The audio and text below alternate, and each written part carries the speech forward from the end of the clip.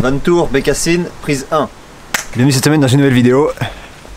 Je te retrouve une semaine après comme promis. Je suis vraiment content de te retrouver donc pour te faire la présentation complète de ce Volkswagen Crafter. C'est mon 5e van en 3 ans. Et tu vas voir, enfin tu l'as déjà vu la semaine dernière dans la vidéo donc où je t'ai montré les fondations de ce van. On est sur un mix entre les deux plans que j'ai précédemment réalisés, donc Brigitte d'une part et Arlette d'autre part. Si jamais tu me découvres avec cette vidéo, je vais lancer directement l'introduction, comme ça tu vas voir un petit peu de quoi il s'agit et je te retrouve juste après. Salut et bienvenue sur cette chaîne YouTube. Laisse-moi te résumer un peu ce qu'on fait ici en 30 secondes. Il y a principalement deux volets. Le premier volet, c'est l'aménagement de fourgons et de véhicules en tout genre. J'achète des véhicules complètement vides pour en faire des petites maisons roulantes tout confort. Au début j'en ai fait un, puis après un deuxième, puis après un troisième, maintenant je n'arrive plus à m'arrêter. Quand je suis sur la route, je te partage mes passions pour la photo, la vidéo, la montagne et le parapente. Le deuxième volet sur cette chaîne, c'est les voyages et les rencontres. J'aime aller par-delà les frontières, aller découvrir l'inconnu et te le montrer en vidéo. Sur mon compte principal Instagram, tu trouveras toutes les photos de montagne et de rencontres, et sur le compte secondaire, tu trouveras tous les aménagements. N'hésite pas à aller faire un tour si ça t'intéresse. Petit rappel, dans la dernière vidéo, on avait fait entièrement les fondations donc, de cet aménagement et on s'était arrêté à la structure. On en était rendu à l'installation du matériel, donc je te montre ça très rapidement. Comme tu le sais, généralement, dès que la structure est finie, je passe donc à l'installation de tout l'équipement, équipement électrique, toute la plomberie, tout le gaz. Je commence généralement par le gaz. Là, comme tu peux le voir, j'étais donc en train de faire l'électricité. Puis ça, ce sont donc les raccords pour la plomberie, pour la douche. Et puis après, je me suis lancé donc dans la partie esthétique. J'ai posé le carrelage dans la cuisine, comme tu peux le voir. Je me suis mis ensuite à faire la peinture, le lambris, la salle de bain, etc. Mais je te réserve donc la surprise pour tout de suite. Puis j'ai ensuite posé les fenêtres. Voilà donc pour le matériel installé donc dans ce fourgon. Et je ne t'ai pas filmé donc la construction du reste. C'est fait exprès parce que le résultat c'est maintenant.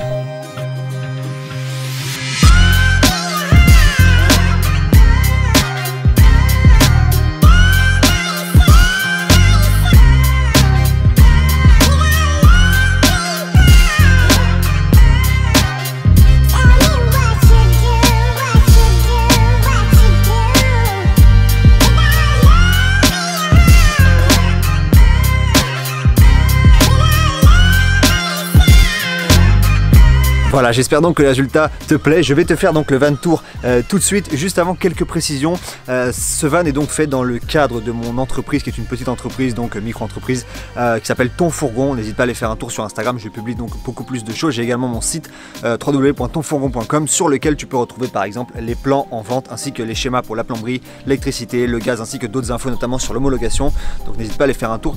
C'est une activité à temps partiel. Tu vois, donc je travaille dans la rue, si jamais tu me suis, tu le sais, et c'est une activité que je fais en parallèle de mes études, donc j'y suis pas dédié à 100%, je le fais un peu quand j'ai le temps, les soirées, les week-ends, etc.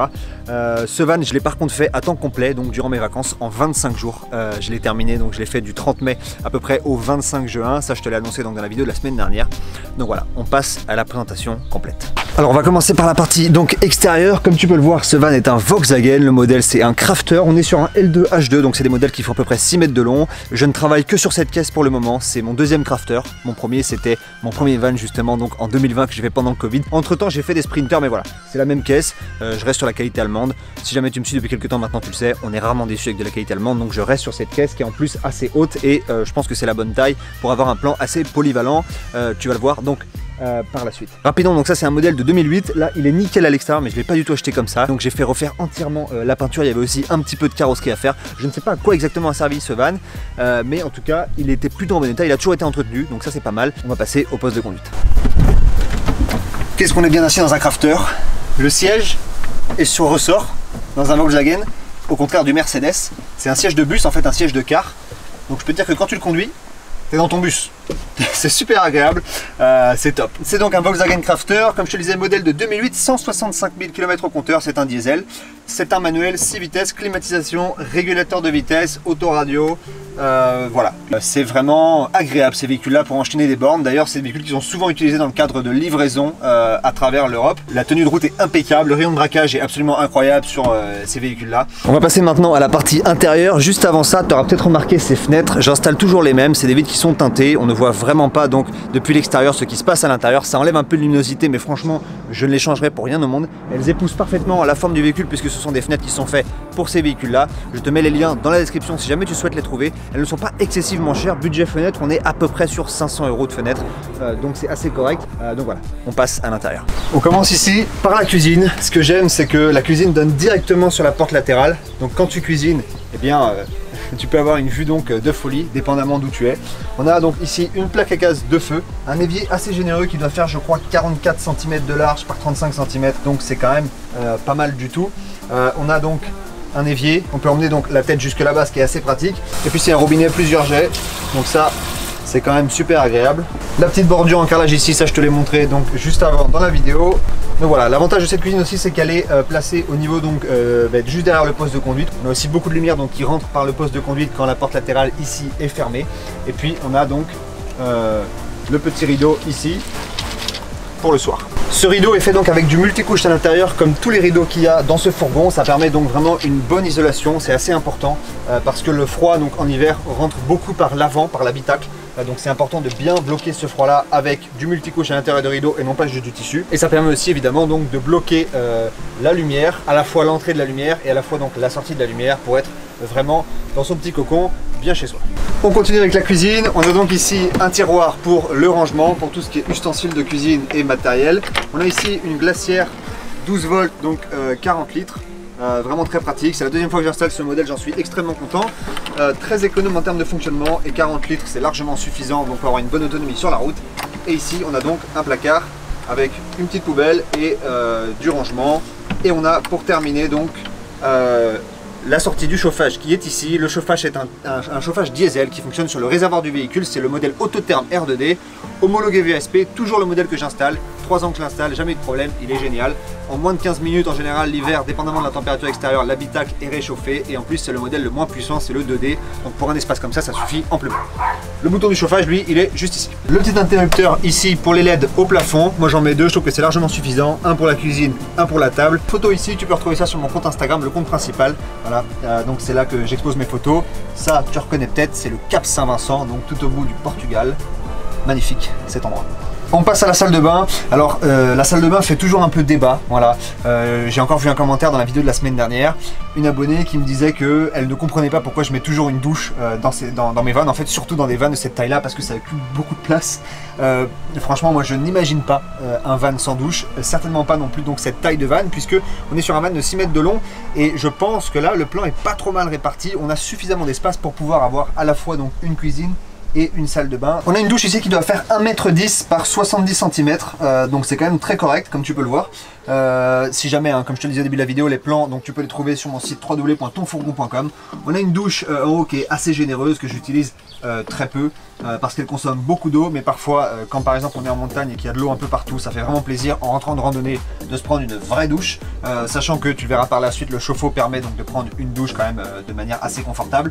Et puis on a donc la petite douchette, c'est ce que j'utilise le plus souvent. Les toilettes, on est donc sur des toilettes sèches avec un séparateur d'urine. L'urine va directement donc dans la cuve d'eau sale. Je fais le choix moi donc de tout mélanger et de vidanger dans des endroits qui sont bien prévus à cet effet.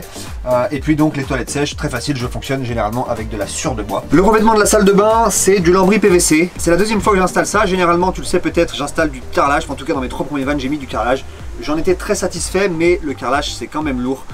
Donc si on veut optimiser le poids dans un fourgon, c'est clairement pas le choix à faire. Et surtout, c'est quand même beaucoup moins cher, le lambris PVC. On est sur une douche là, en termes de revêtement, qui revient à mon avis à une centaine d'euros, alors que sur le carrelage, on est plus à 350 euros, 400 euros de carrelage. Moi je fais 1,90 m, comme tu peux le voir, je suis obligé d'un petit peu me pencher, mais parce qu'il y a une douche comme ça. Sinon, en fait, j'ai vraiment ma hauteur partout dans le van, c'est pour ça que je choisis ces modèles là. Ces modèles font 2,70 m de haut à l'extérieur et on a donc 1,90 m une fois l'isolation et le lambris donc posé, de hauteur utile à l'intérieur du van, donc c'est quand même hyper intéressant.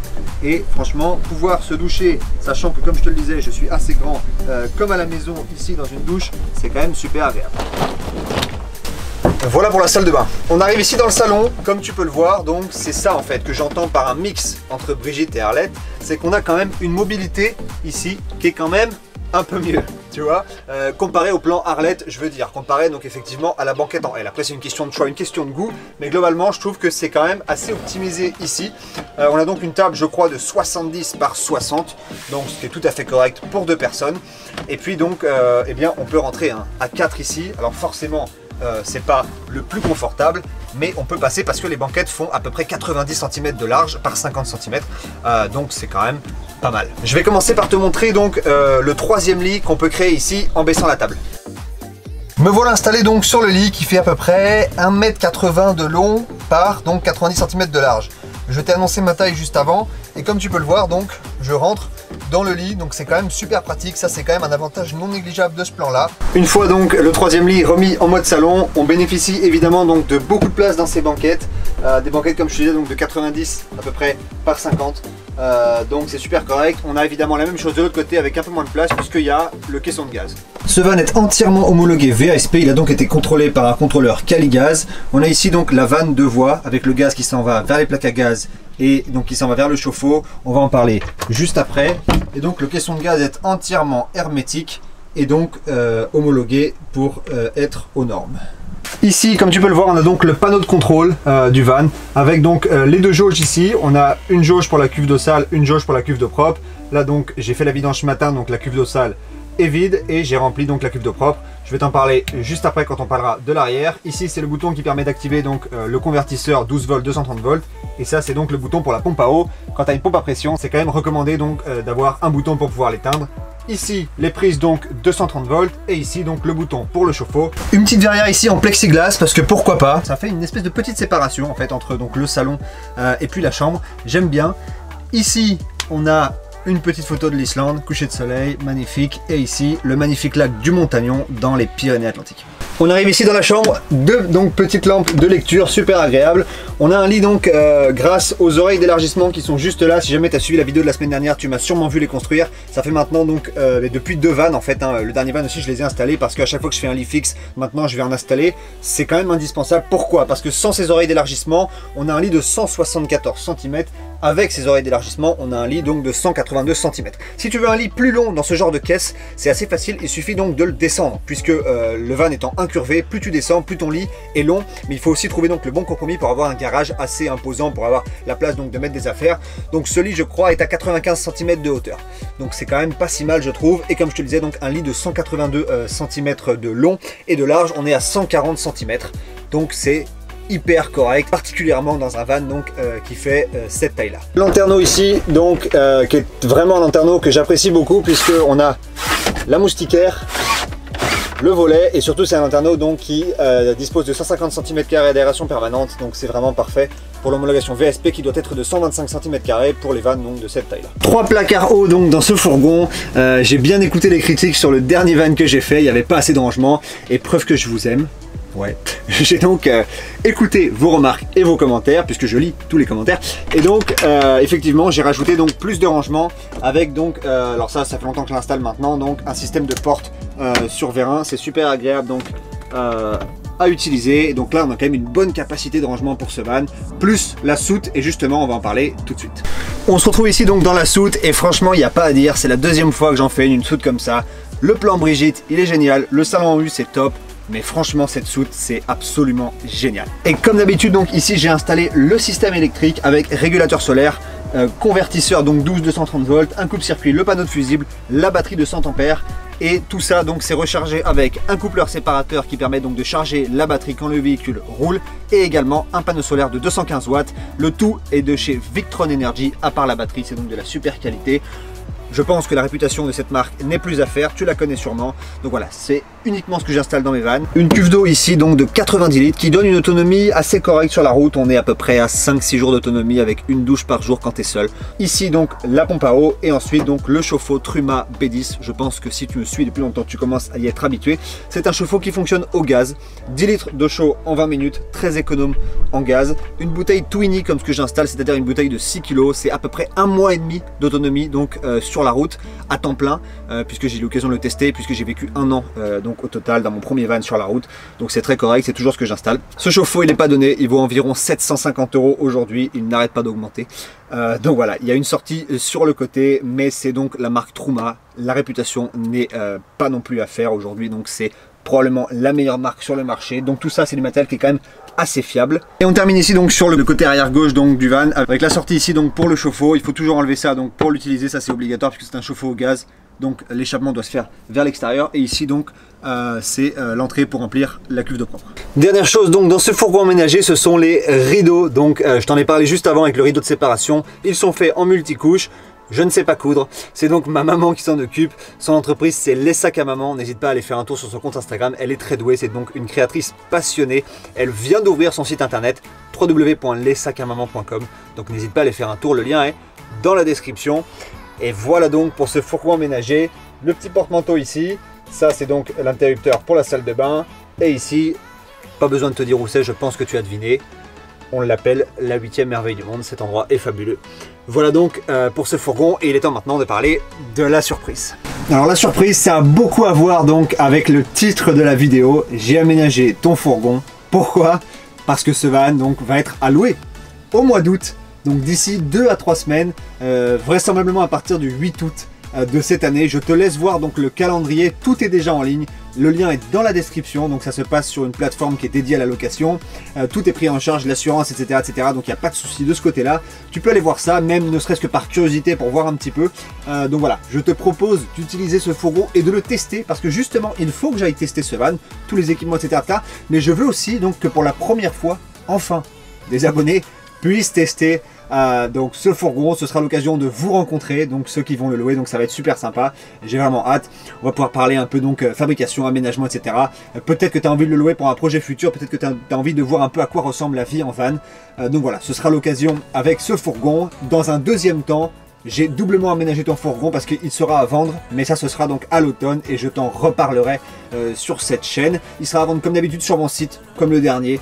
Voilà, mais ce n'est pas pour tout de suite, donc ça on en reparlera. Voilà donc pour l'aménagement donc de ce fourgon. J'espère que la vidéo t'a plu.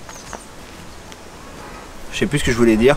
En termes de vidéos à venir sur la chaîne, on va donc avoir deux choses. Un, la fin donc de l'aménagement du Chevrolet, ça fait longtemps que je te l'annonce. T'inquiète pas, ça vient. J'ai retardé un peu ça puisqu'entre temps j'ai fait 2 fourgons. Je ne pensais pas les faire, mais en tout cas c'est comme ça. Et puis donc je vais également partir tester ce van quelques jours, sûrement faire un petit peu de montage. Ce sera l'occasion de faire du parapente, etc. comme d'habitude. Donc ça devrait être plutôt sympa. J'espère que cette vidéo t'a plu. On se dit à très vite pour une prochaine vidéo. Prends soin de toi. Ciao.